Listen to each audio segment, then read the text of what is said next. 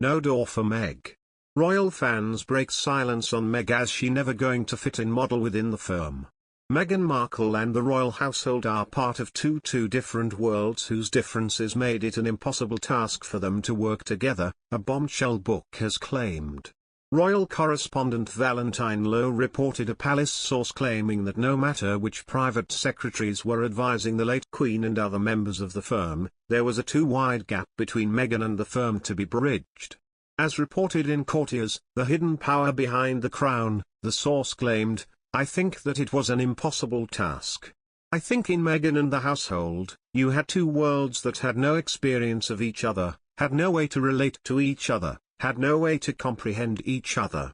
And Meghan was never going to fit in that model, and that model was never going to tolerate the Meghan who Meghan wanted to be. So I think that it was inevitable that they would not be able to work together."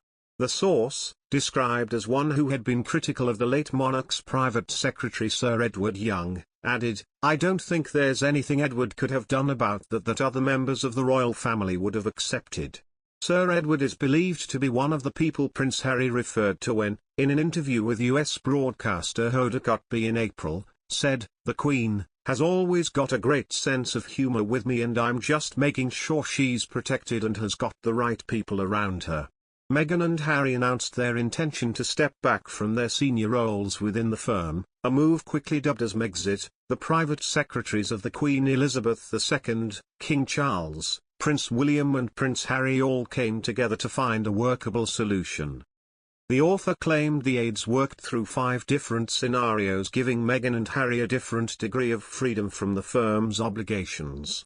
However, in the end it was Queen Elizabeth II who reportedly decided the deal would be off the table unless Meghan and Harry agreed on still abiding by the restrictions applied to working members of the firm. The Duke and Duchess of Sussex had highlighted in their statement dated January 8, 2020 their intention to live between the UK and North America and become financially independent to ditch the sovereign grant, a move they hoped would diminish the level of public scrutiny in their lives, while at the same time continue to serving the Crown and the late Queen through royal visits and duties. When Prince Harry, Duke of Sussex, and Meghan, Duchess of Sussex, made their famous Megxit departure from their official Buckingham Palace duties, they explained that the constant attacks they got from the British tabloids were taking a serious toll on their mental health, via the New York Times. Meghan, in particular, was targeted for her nationality, her race, and her status as a commoner, and the couple claimed that the palace didn't do enough to protect her from the haters.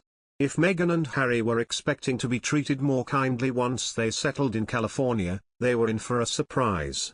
The media has been no less disdainful of them in the last few years. If anything, the critics have been even more vocal. Conservative voices, in particular, have been harsh. Following Queen Elizabeth's funeral, Meghan McCain lashed out at Meghan and Harry. She accused them of stirring up trouble in an effort to be as popular in the United States as Prince William, Prince of Wales, is in the UK, per Daily Mail.